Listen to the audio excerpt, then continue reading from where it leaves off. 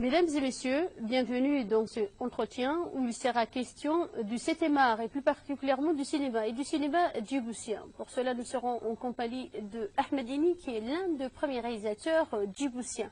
Je n'en dirai pas plus, voici son portrait. Ahmed Dini Farah est le premier réalisateur djiboutien. En 1979, il a obtenu sa licence en cinématographie à l'université de Paris 8 et a réalisé un court-métrage intitulé La séparation pour son projet de fin d'études. Par la suite, il a poursuivi des études en économie politique et obtenu en 1980 son DUG à l'université toujours de Paris 8. En 1980, il est devenu réalisateur à la radio-télévision de Djibouti et s'est consacré à des réalisations diverses telles que des téléfilms, des documentaires, des journaux télévisés, des sketchs, j'en passe. Cette année-là, il a réalisé son premier documentaire sur la région de Bok. En janvier 1981, il a tourné un documentaire sur l'usine d'embouteillage d'eau et la centrale électrique de Tadjoura. En juin 1981, il a réalisé une émission sur la Constitution en 4 langues.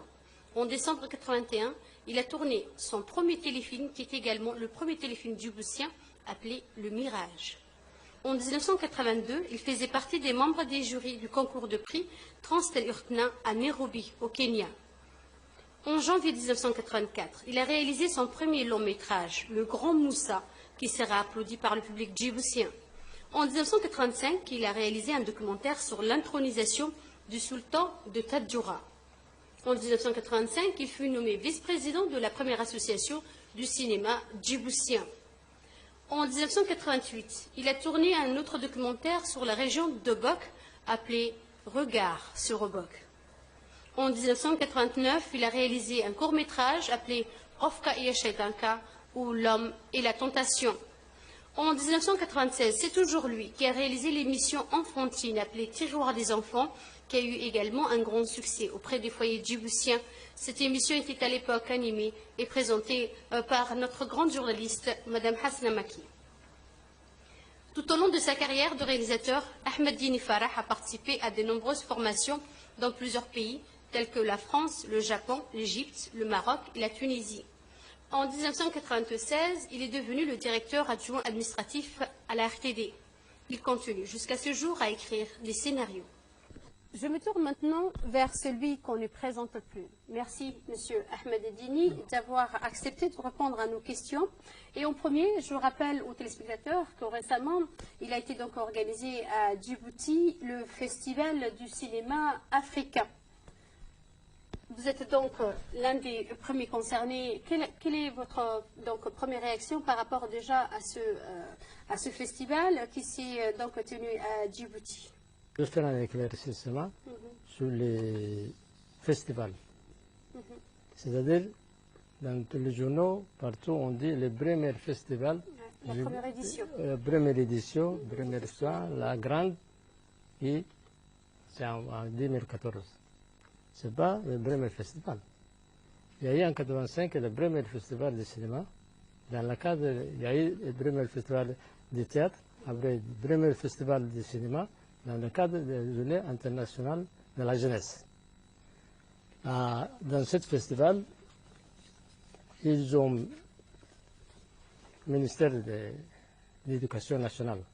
Qui était donc à cette époque à cette le ministère époque, de l'État de la Culture. Ils ont présenté 21 films africains qui ont été projetés. Bon. Ballet du Peuple, Odeon, Olympique, Al-Hilal, Le Bari, Théâtre de Saline, des districts de l'Échébé, Dikil, Tadjoura, Obok. Voilà, il y a 21 films qui ont été présentés. Dans les salles de cinéma. Voilà, il existait. Maintenant, les salles de cinéma n'existent pas. Et ce festival en 1985 avait duré une semaine Oui, une semaine, c'est-à-dire des 24 à des... Après, ils les ont prolongés jusqu'à le 7.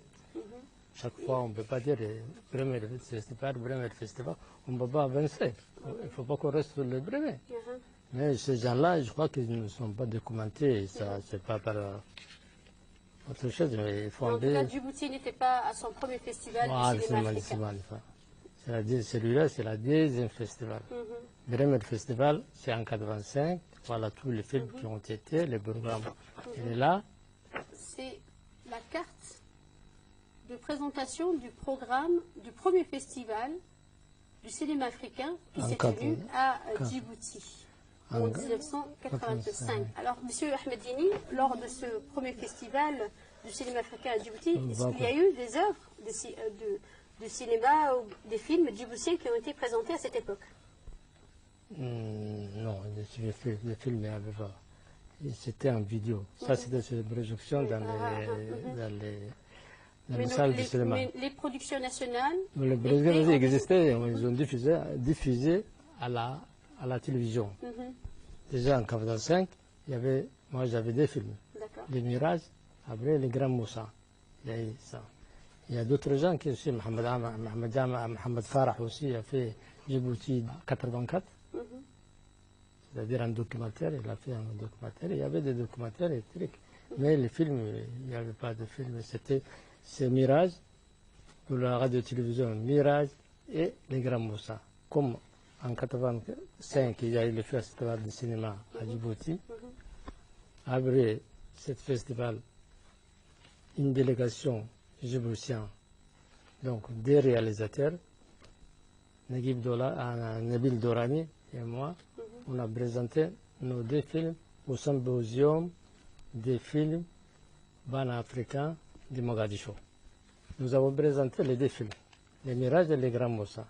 Les Grands Moussa il a eu un grand succès. Tous les grands figures du cinéma africain, ils ont apprécié le sujet, c'était original.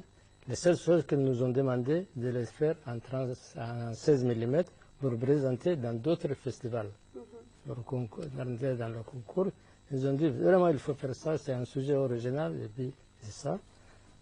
Je crois que les journaux aussi ils ont parlé de cette film. Oui, justement, parce qu'à cette époque, le Jeune Afrique, dans son numéro 1298, avait écrit sur justement le Grand Moussa, Djibouti crée la surprise. Si je reprends un peu ce qui a été écrit donc par ce journal, la véritable surprise de Mok Pafi, c'est comme ça que ça s'appelait donc ce festival à Mogadiscio, est venu de Djibouti avec la présentation du long métrage de Ahmedini, Moussa le Grand. Tourné en vidéo avec des faibles moyens, ce film a beaucoup surpris donc le public et raconte avec humour l'histoire d'un nain, Moussa, qui se voit partout proposer un quart de salaire à cause de sa petite taille, décide de devenir un escroc au vol. Donc c'était l'article de Jeune Afrique de 1985 qui a été écrit donc sur le Mok Pafis concernant votre production, le Grand Moussa. Après Mok Pafis, on a créé une association de cinéma djiboutien. Au retour, nous avons créé une association de cinéma djiboutien. Le président, c'était Mohamed Farah, vice-président Ahmedini, secrétaire général Ali Moussa, et secrétaire général adjoint Nabil Dorani, trésorier Farha Yassine et trésorier adjoint Kamal. Nous avons créé une association de cinéma. L'association de cinéma, après ça, nous avons amené un film du Mogadiscio qui s'appelle Darwish. Nous avons projeté dans les différentes salles de cinéma.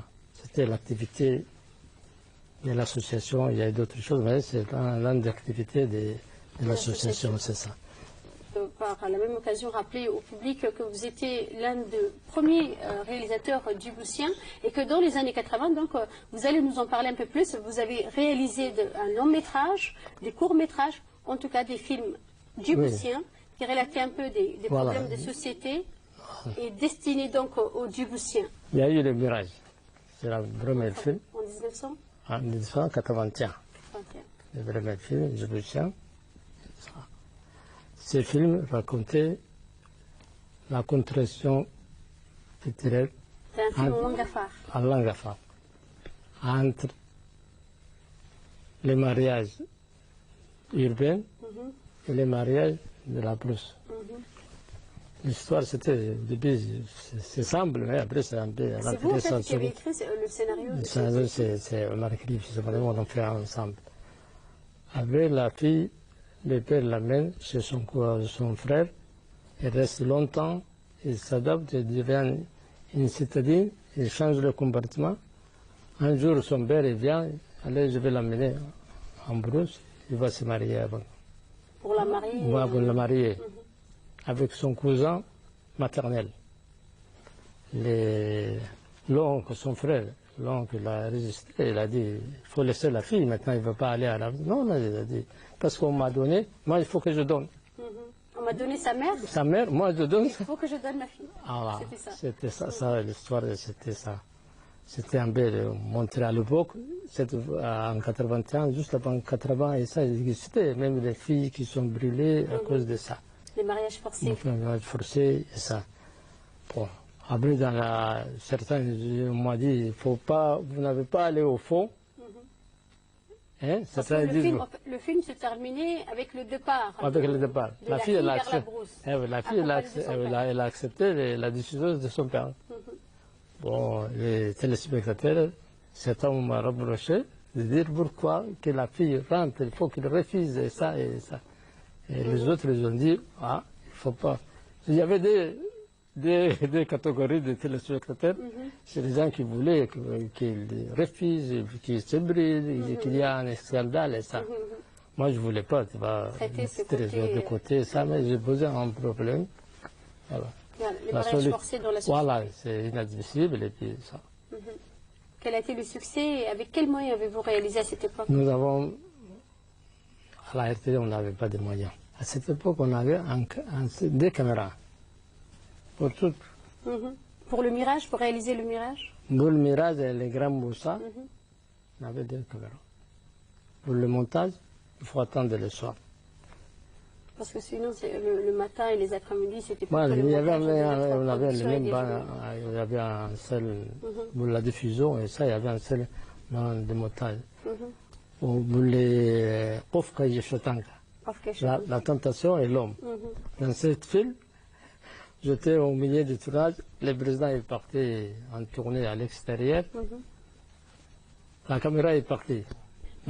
Des deux caméras que vous disposiez, l'une est partie avec le président. Qui restait une. Une, c'est le travail quotidien. Après, la caméra est partie, j'attendais, et l'acteur aussi est parti. C'était qui Abdurrahman. Abdurrahman. Lui aussi, il est parti. C'est un drame pour moi. C'est un grand problème. Un grand problème, comment il faut résoudre? Il y a des problèmes, mais il faut trouver une solution.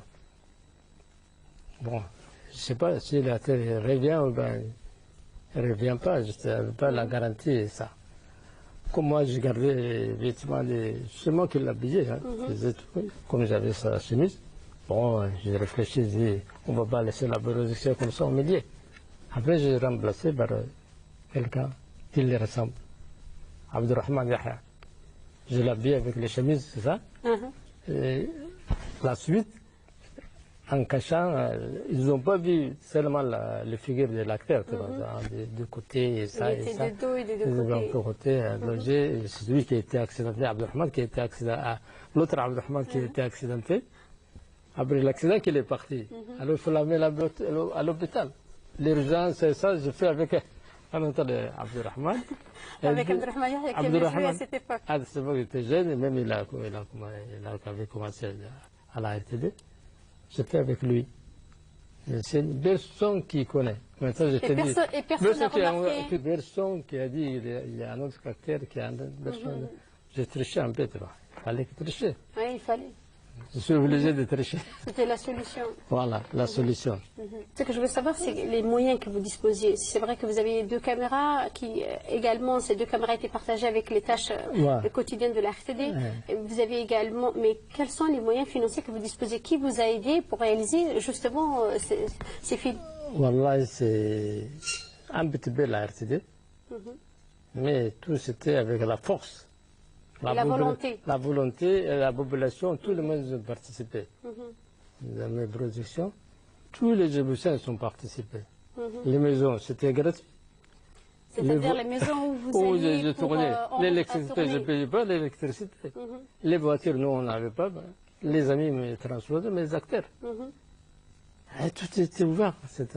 C'est la production. Avec la solidarité des Djiboutiens qu'il y a eu ça. Peu de moyens de Moi, l'époque. j'avais pas de moyens. La RTD n'avait pas de moyens. de payer ces gens-là. Tout, c'était la solidarité djiboutienne. Ahmedini, j'aimerais bien qu'on revienne sur l'une de vos plus grandes réalisations. Il s'agit du Le Grand Moussa. Le Grand Moussa. Comment est-ce que vous avez écrit? C'est un film que j'aime. J'ai tourné avec Anna. Au début, on m'a dit, oh, tu tournes avec Anna. Moi-même, moi et l'ancien agent comptable, on s'est battu sur ça. Il a dit, tu as mis dans le monde, tu n'as rien trouvé qu'Anna, tu vas gaspiller tout, peu d'argent qu'on te donne, ton film sera Ça va pas marcher? Ça va marcher. Moi, j'ai dit, c'est pas ton problème. Après, le directeur, Mohamed Jama, il a dit, c'est pas ton problème, tu laisses. Si son film tombe à l'eau, c'est lui. C'est lui qui est responsable. Laisse-le. Qu'il tourne, on va voir les résultats. Vraiment, c'était un film que j'aimais. Les gens qui tournaient aussi. Mais en fait, comment vous est venu d'écrire ce scénario sur l'histoire d'un nain qui a été rejeté par la société? Comme il travaillait à la RTD, Allah yarhamou Moussa. Moussa Guiré. Moussa Guiré. Il travaillait à la RTD. Par rapport aux autres, il était payé moins. Ici, il était moins payé. Son salaire était un peu... Il y avait le groupe de la RTD. Le groupe d'artistes. D'artistes de la RTD. Mais il n'avait pas le même salaire que les autres artistes. Après, j'ai pensé de ça que j'ai développé le truc. Et c'est de ça que vous êtes venu, l'idée d'écrire une histoire sur ce nain qui était rejeté par la société. Mais à l'intérieur de ça, il y a beaucoup de choses qui disent. Il y a les cadres, il y a les chèques charlatans, Madame Marabout charlatan, qui n'est pas un marabout. Tout ça, c'est à l'intérieur des films que j'ai intégré un peu de tout, mais un film, c'est tout. Moi-même, j'aimais le film. Tout le monde me dit, les grands Moussa, quand on connaît, on me dit. Qui n'a pas regardé? Voilà. Mais il y a une question qui me vient à l'esprit, M. Ahmedini. Je sais que la langue somalie n'est pas votre langue maternelle.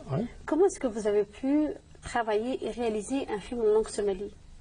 Comment est-ce que vous avez pu travailler durant ces jours? Vous avez réalisé en combien de temps ce film? 21 jours, 3 semaines.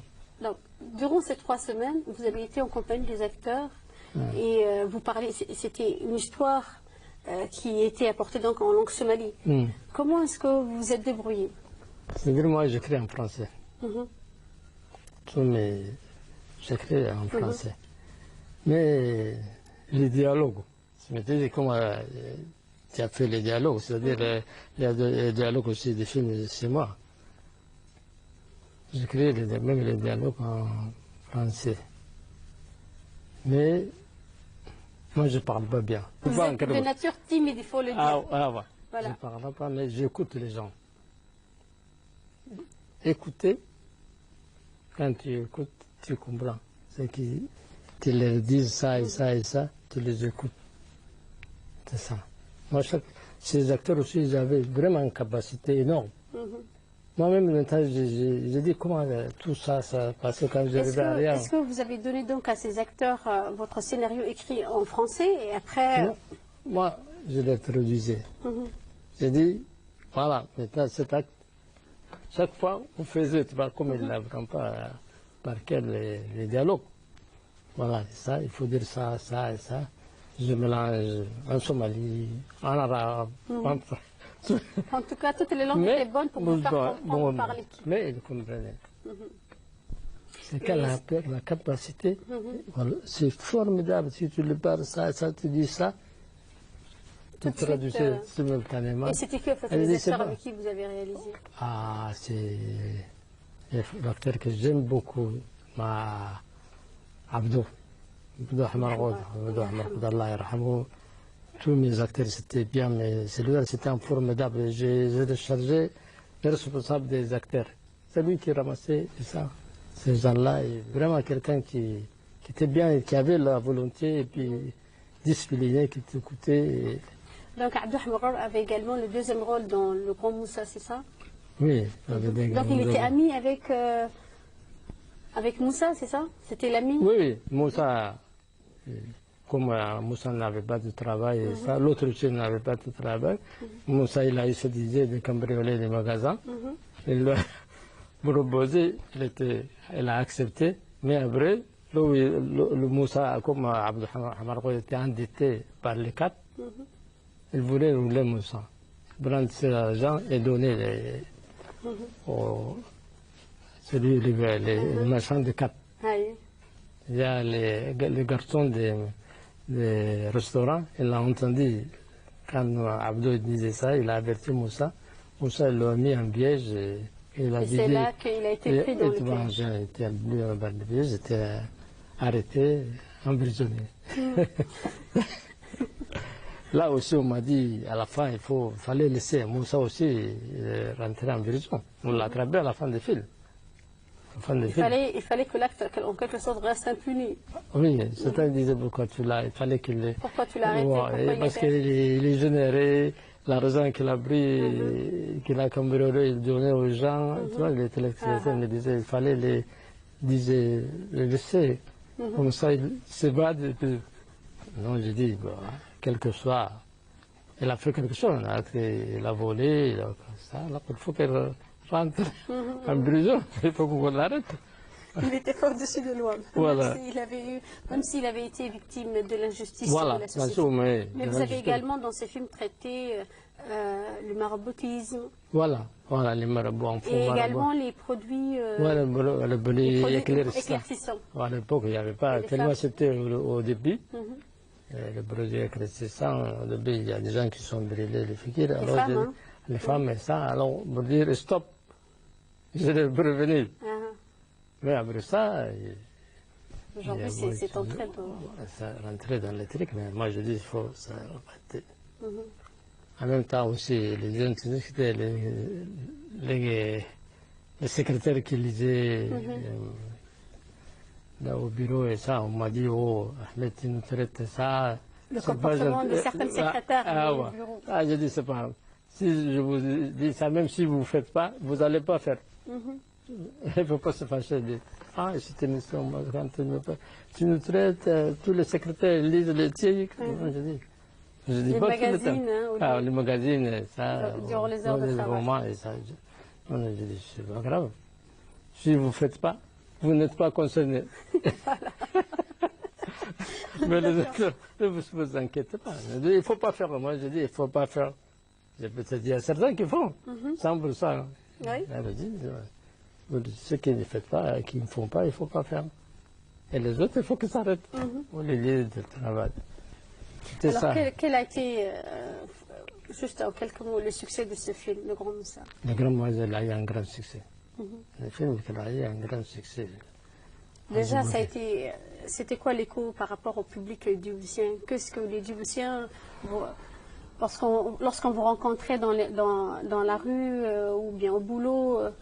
Là, c'était un grand succès. Les gens me disaient, le Grand Moussa, même le Grand Moussa, ça va? Tu vois, et les enfants aussi, ils aimaient, tu vois, ils se rappellent, tu dis de filmer ça, tu lui dis, ah, là où il rentre dans cette partie, il les a plu beaucoup. Il y a un grand carton dans lequel... Il rentre dans le panier, quand la police arrive, il rentre dans ça, tout ça. Ça avait marqué les enfants de l'époque que j'étais d'ailleurs parmi. J'avais beaucoup aimé et beaucoup apprécié ces films. Oui, il y a beaucoup. La Nation aussi l'a écrit. Ils ont fait beaucoup d'articles sur ça. Alors, une petite contribution, avec faible moyen, une petite contribution que nous avons fait, la RTD. Et après, ça a été donc Nafta Yeshaitanka.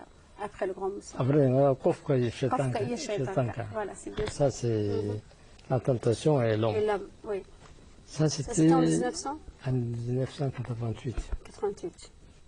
Là, le sida. C'est le début du sida. Ouais. Et les gens, ils ne comprennent pas. Ils disaient... Comment se protéger? Même ils ne croyaient pas. Même ils ne croyaient pas. Les gens ne croyaient pas ça. Ils disaient ça. des trucs qui viennent de loin, qui les inventent, et puis ça, et ça. Il disait les personnes. Une petite partie qui. Après, ces films, c'est le ministère de l'Éducation, le ministère de la Santé. Qui avait financé. Et ils ont payé les acteurs. D'accord. Après, l'autre partie, c'est la RTD qui devait payer. La RTD n'a pas payé. Une partie, moi, j'ai mis de ma poche.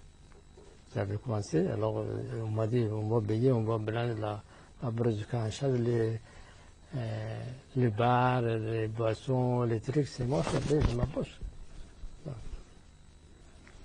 Après ce film, L'acteur principal, c'était. l'acteur principal, c'était Abdou. Allah Allah yarham, Allah.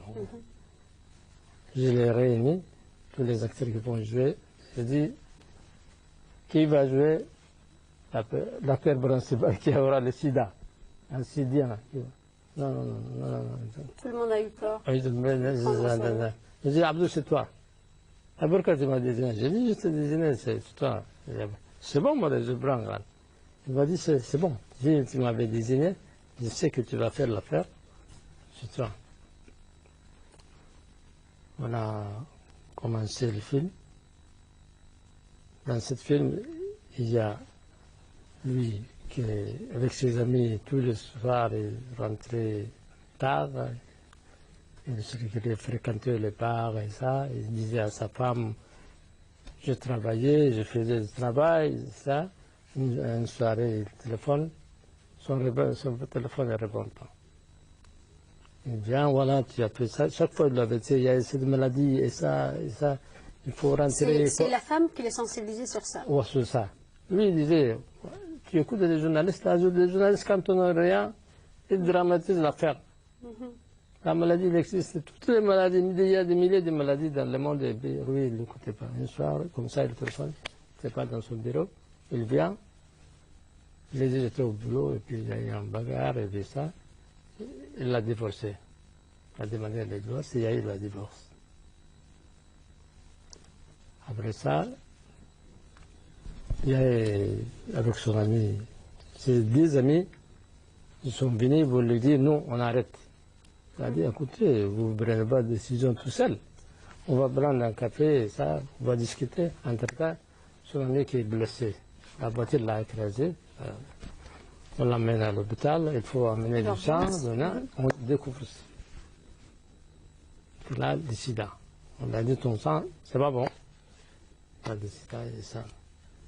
Après, Abdou est devenu malheureux et ça. Il voulait revenir. C'était la galère d'une personne qui apprenait qu'il était ça atteint. vraiment été triste et ça. Il voulait revenir. Au voisin qui, l'autre jour, qui a intervenu, il a dit, je vais revenir à ma femme, et j'ai fait tout ça. Il a dit, trop tard, moi, je vais te un sida, je ne vais pas t'amener chez toi. Maintenant, ça ne marche pas, ce film. Mais à l'époque, c'était pour dramatiser. L'affaire pour que les gens, vraiment, prennent conscience. Voilà. Ce film a été aussi visionné à Alexandrie, dans le cadre de l'année du sida, ça a été visionné. Après les grands malheurs, après ça, Abdou, il a eu le diabète. L'acteur principal. Il a eu le diabète, il a maigri, vraiment, comme lui était costaud et ça, il est devenu comme ça. Les gens disaient qu'il a le sida. Tout le monde, les gens qui connaissent, il a maigri. À l'époque, quand tu es maigre, si c'était ça, comme il n'y avait pas de médicaments, voilà, comme il n'y avait pas de médicaments à l'époque, et ça, tu tombes, c'est fini, tu deviens comme ça, maigre, et tout le monde disait, Abdou est devenu, mais il est devenu sidien, il a eu le sida, vraiment, il ne méritait pas ça, mais avec le diabète, il était rongé, et puis la personne qui était comme ça, est devenue comme ça, ils ont dit, il a le sida. Partout on disait quand le tuba, après il a le sida maintenant. Tu vois? C'est un peu. Oui, c'est un peu. Les conséquences, c'est l'autre côté du. Voilà. Lui, il a fait pour arrêter ce problème, mais la population, certains ne l'ont pas compris. Ouais, c'est ça. Ah ouais. Mais, Monsieur Ahmedini, Maintenant, c'est-à-dire en 1988, c'était donc votre dernière réalisation d'un film, d'un film. Oui, au niveau Sofo. Alors, est-ce que vous avez arrêté de produire? Oui. Après ça, j'ai arrêté de produire. Mais vous avez réalisé après des émissions au niveau de l'RTD. Voilà, une émission, je crois, 3 des enfants. Qui a été également un succès. Oui, avec Hassan Maki. C'est une émission formidable. À cause des moyens qu'on a laissés à cette époque, j'ai demandé ça. Après ça, je pense que c'est mon dernière réalisation au niveau des. Je n'ai pas réalisé, j'ai arrêté. Vous avez arrêté. Je suis retourné à la dévastation. Ça. Mais un artiste, toujours. C'était débat, c'est fini, il ne faut pas écouter. Il ne faut pas écouter quand l'artiste, le vrai artiste, dit j'arrête. Ça, c'est pas. Elle arrête momentanément et revient. Il y a des réalisateurs après 10 ans qui ont tourné le film. Pendant 10 ans, ils sont sortis et ça, ils reviennent. Et ils font un film. Il y a un réalisateur que je connais, il a après 10 ans, là, il revient, il sort. Les artistes, il ne faut jamais. Les vrais artistes n'arrêtent pas. Ils n'arrêtent jamais. C'est ça, d'ailleurs, truc. Moi, j'écris. J'écris pour moi-même. Vous avez déjà un scénario? Oui, j'ai 2 scénarios, un que j'ai terminé. Ça s'appelle Les morts sont vivants. Les morts sont vivants. Ça, c'est un. Il y a deuxième sur le brouillon, presque j'ai terminé. Vous pouvez nous parler un peu de ça, c'est compliqué. Pas compliqué. Les morts sont vivants. Ça, c'est très compliqué. Moi, je me perds des fois à l'intérieur. C'est l'histoire, une grande, longue histoire. Il y a tout. Il y a Nakir, Munkar et tout. Ça, toute une affaire. La personne qui est morte, ce n'est pas lui. Il y en a, c'est vraiment les gens les sont ancrés. Il y a une personne qui vient, rentre dans un rang, lui il vole des trucs d'autres personnes, et puis il sort, la voiture l'écrase, et puis on amène son identité, on l'amène à l'hôpital, on découvre son nom. On vient à la maison, on annonce la mort. Cette personne n'est pas morte, elle est ailleurs. D'accord. C'est des trucs comme ça, il y a plusieurs cas comme ça. D'accord. Après, on enterre quelqu'un qui est asthmatique, on l'enterre, on le fait sortir. C'est une affaire un peu grave. Et l'autre, il y a Ma terre bouge. Ça, c'est un film à BD fiction. Ma terre bouge aussi. Je crois que la terre de tout le monde. C'est ma terre qui bouge. Une partie. Une partie. C'est pas Djibouti qui va bouger. Une partie de Djibouti qui va bouger. Ça aussi, c'est un film aussi. J'aime ce film aussi. Mais il est sur le brouillon. Encore sur papier. Ou sur le papier. Mais les études qui veulent réaliser ça, je peux les donner. Moi, je peux les donner. Récemment, il y a, je sais pas, cette année, il y a une équipe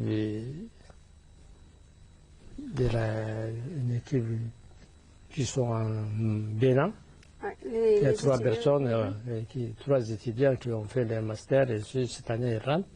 Ces gens-là, ils font d'autres gens. Ils ne peuvent pas produire ces produits. C'est un peu compliqué, mais je vais les aider au fur et à mesure que ça, moi, c'est fini. La réalisation, j'ai arrêté. Monsieur Ahmedini, il y a une question qui me taraude. Donc, vous avez réalisé dans les années 80, avec le peu de moyens, comme vous le disiez, ces films, ces fictions. Comment peut-on expliquer aujourd'hui, au niveau de l'RTD ou ailleurs, qu'il n'y a aucune production, c'est-à-dire de long métrage ou de court métrage à Djibouti? Ça... c'est la volonté. Deuxième, il faut qu'il y ait une structure institutionnelle de diviser le cinématographique. L'État doit intervenir dans cette affaire. Le ministère de la Culture, il faut qu'il crée un département pour promouvoir le cinéma, qu'il intervienne l'État. En ce qui concerne tout ce qui est avec la volonté qu'on fait, ça va avancer. C'est-à-dire, une fois tu es fatigué, tu produis avec tes petits moyens et ça te bloque. Mais il faut que les gens aiment. Et la volonté. Il ne faut pas mettre l'argent. L'argent, il vient. L'argent, c'est un moyen. Mais je dois faire ça. C'est la volonté d'abord. Je dois faire ça. Moi, dans mes films, les vêtements, ça, c'est mes vêtements. Je donne les acteurs. J'amène de la maison pour le... Ça. Il faut cette volonté, il faut cette volonté, il faut aimer. Il faut aimer, il faut dire que je vais faire pour ce pays quelque chose. Chacun, il fait quelque chose. Oui. Le monde, on ne crée pas. Dieu même, il a créé 7 jours, il a mis. Il voudrait mettre tout une seule fois. Mais chacun, il laisse quelque chose. Moi, c'est fini, je laisse. Il y a d'autres jeunes réalisateurs qui vont faire ça plus que nous. Oui. Et des films mieux que 10 fois, 100 fois, ils vont faire. Ils auront les moyens. Tout ça, ils ont des moyens. Maintenant, il y a l'université. Il y a des universités qui sont dans ce domaine. Il faut que... C'est pas pour travailler. Pour travailler, je cherche... Non. Il faut détecter les gens qui aiment ce métier. Il faut les aider. Les former. Et les aider pour qu'ils rentrent dans la mer djiboutienne. Je me rappelle qu'il y avait eu dans les débuts des années 2000 une autre grande production de l'RTD avec le film Allah yarham, le comédien, l'humoriste djiboutien Gafani. Ouais. Où l'RTD, c'était une production de l'RTD. Oui, il y a des choses. Il y a des choses. Il y a des choses, mais il faut qu'il y ait des choses continuellement. Des choses continuellement qui avancent. Ouais. En 85, on a fait le festival du cinéma africain. Avec 19 ans. Si on fait le deuxième, le temps court. C'est vrai. Et même après 19 ans, on dit c'est le premier, et puis si on s'arrête sur le premier, c'est... Juste pour conclure, M. Ahmedine, que peut-on souhaiter au cinéma djiboutien? Wallah, j'ai l'espoir. J'ai l'espoir. Les Djiboutiens, un jour, il y aura des réalisateurs djiboutiens qui vont produire, qui vont participer au Festival international du cinéma. Et également les structures. Les structures pour aider, accompagner ces gens. C'est comme ça, il faut qu'il y ait une structure. Récemment, il y avait un atelier sur ça, le ministère de la Communication, avec une consultante qui est venue. On a fait un bon travail ensemble, tout le monde était participé sur la production, la structuration de ça, et tout. Il y a un grand truc. Je ne sais pas après ça qu'est-ce qu'ils ont fait. Ils devaient faire le rapport et puis envoyer au ministère de la Culture, de l'ancienne communication et culture. Donc il faudrait les structures. Les structures, l'État intervient. Et les réalisateurs qui aiment ça vont produire. Je suis persuadé qu'on peut arriver. C'est sur cette note d'espoir pour le cinéma djiboutien que se termine cet entretien. Merci M. Ahmedine d'avoir accepté de répondre à nos questions et de nous avoir surtout bien éclairé sur l'histoire du cinéma djiboutien et surtout de ces succès djiboutiens que vous avez donc réalisés dans les années 80 et qui a marqué énormément et beaucoup de Djiboutiens. Nous dirons également un grand bravo à cette équipe qui a organisé le ministère de la Culture, mais également aux hommes et femmes qui ont réalisé ce festival du cinéma djiboutien récemment donc à Djibouti avec la collaboration de l'Institut français de Djibouti. 3 réalisateurs ont présenté au public leur réalisation. Un très grand bravo donc à ces Djiboutiens et donc ainsi prend fin cet entretien. Merci à vous de l'avoir suivi.